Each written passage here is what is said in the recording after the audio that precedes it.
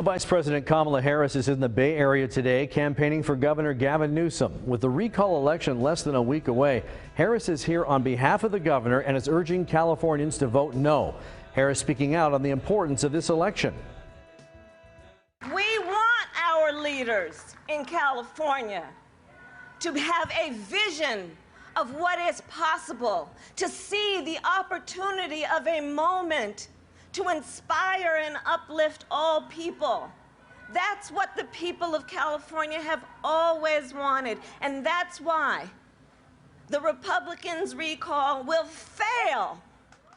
Governor Newsom also speaking out today, saying this election isn't just important on the state level, but also on the federal level. What kind of judges would Larry Elder appoint as governor of California? Who would he have appointed 10 months ago to replace Kamala Harris when she became vice president? What would that have done in Washington, D.C. today? Would there have been that last stimulus? Would there be Majority Leader Chuck Schumer? Think of the consequences. California, that's what's at stake in September 14th. Just a matter of days.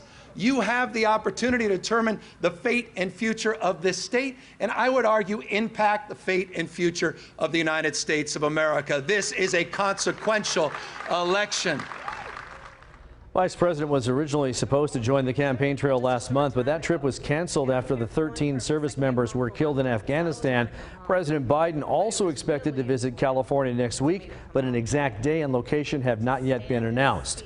We are now just 6 days away until California voters decide whether or not to remove Governor Newsom from office.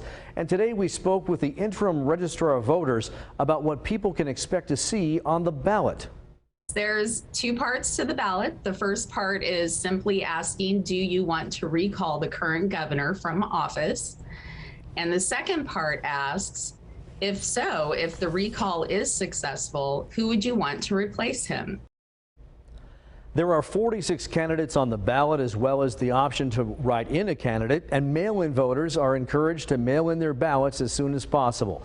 There are also 131 drop-off locations across the county, and starting Saturday through Monday, there will be 221 in-person voting locations open from 8 in the morning until 5 at night. We have all of that information, as well as a complete guide to the recall election and all of the candidates on our website, of course, fox5sandiego.com. Look for the recall election button on the right-hand side of your screen.